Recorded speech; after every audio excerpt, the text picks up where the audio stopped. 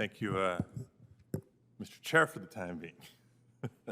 I would request in advance maybe an extra minute as one of the other prior state chief elections officials serving in this committee right now.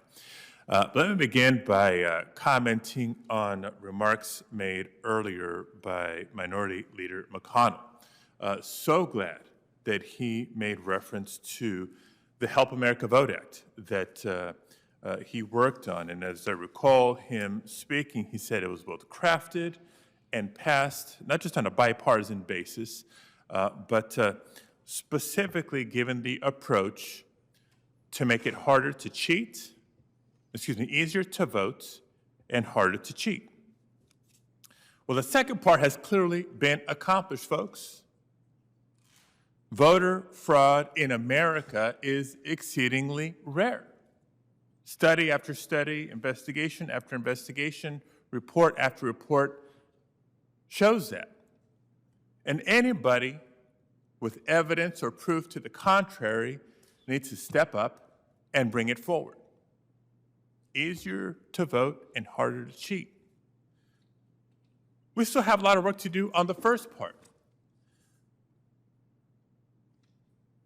Voter purges, discriminatory voter ID laws, long lines that no voter should have to suffer and wait through to exercise their fundamental right to vote, let alone the false choice too many voters were forced to make last year in either protecting their health and their lives versus exercising the right to vote during the COVID-19 pandemic.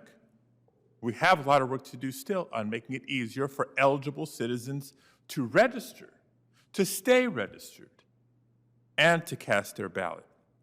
And anybody who agrees with Minority Leader McConnell in thinking that the 2020 election went so well, then you have to also denounce the hundreds of bills that have been introduced, even though they haven't been passing yet, that have been introduced that would have the effect of making it harder for eligible citizens to participate. Now let me jump to three questions for the three witnesses pretty quickly, and let me ask the three, and then we'll get their responses. I'm learning how to manage my time as a new member around here.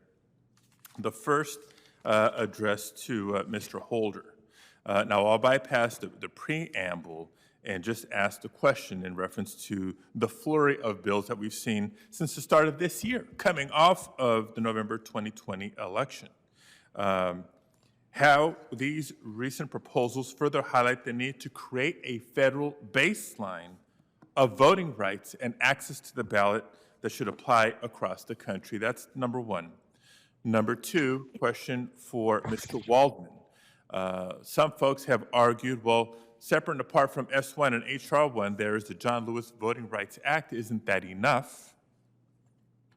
While I think restoring the teeth of the Federal Voting Rights Act is critical, Mr. Waldman, can you explain why it is necessary to create a baseline of voting rights through S1 rather than only implementing new pre-clearance requirements for state and local jurisdictions to go through the Department of Justice in the defense of voting rights? And lastly, two questions for Secretary Benson. Hello, Jocelyn. As Michigan's chief elections official, you obviously have a vested interest in ensuring the proper administration of free and fair elections in your state as your colleagues across the country.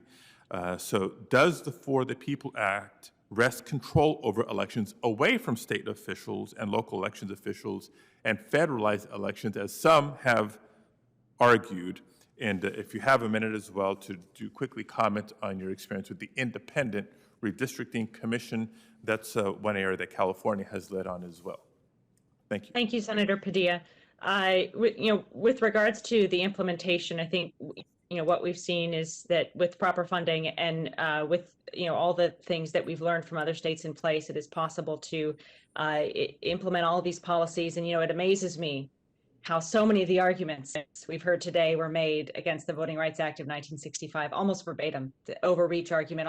So, and I'll underscore that in Michigan, we had a state policy, the motor voter law, that the NVRA expanded nationwide, that again, same arguments were raised. It's not possible. It's an overreach. It's a federal takeover. Wasn't the case. Actually dramatically improved our system of election administration all across the country. So these arguments have been made before, and they haven't proven to be play out in reality. And I'll direct anyone, I know my time's limited, to michiganredistricting.org to also see the enormous success we've had implementing a citizens redistricting commission in Michigan. And we've basically essentially found that when you give citizens the ability on both sides of the aisle to draw their own legislative districts, they embrace that ability with good intentions. And we have, through this commission, effectively eliminated gerrymandering in our state. Senator Padilla, we need both this legislation and the John Lewis Voting Rights Advancement Act to ensure equal access to the ballot for all Americans and to ensure that there is not racial discrimination in voting. As you note, the John Lewis Voting Rights Advancement Act deals with the restoration of preclearance, which is a fairly specific thing relating to past racial discrimination and how it plays out in voting. But this legislation, too, by setting national standards and ensuring that we can't have cutbacks in access to voting that unfortunately also have a very direct tinge of discrimination, that can't happen as well. And I will note that Representative Lewis, when he was still with us, was very involved in the writing of this legislation when it was in the House of Representatives.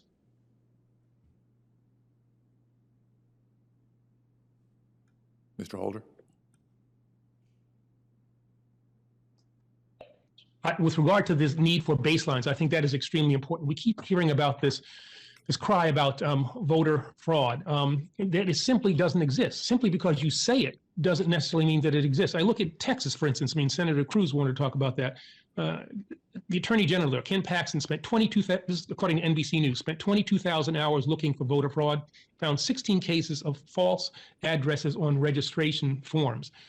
He talked about the late Justice Stevens, who said that his vote upholding voter ID laws because of a concern about fraud was the worst opinion, the worst decision he ever signed on to. There is simply not an indications of fraud to the extent that would justify the very draconian measures that have been put in place, and that this act would prevent from being put in place, and that would separate people from their ability to affect the direction of the nation. It would return power to the people. Senator Padilla, I think you maximized your time. Congratulations on that. Senator Fisher.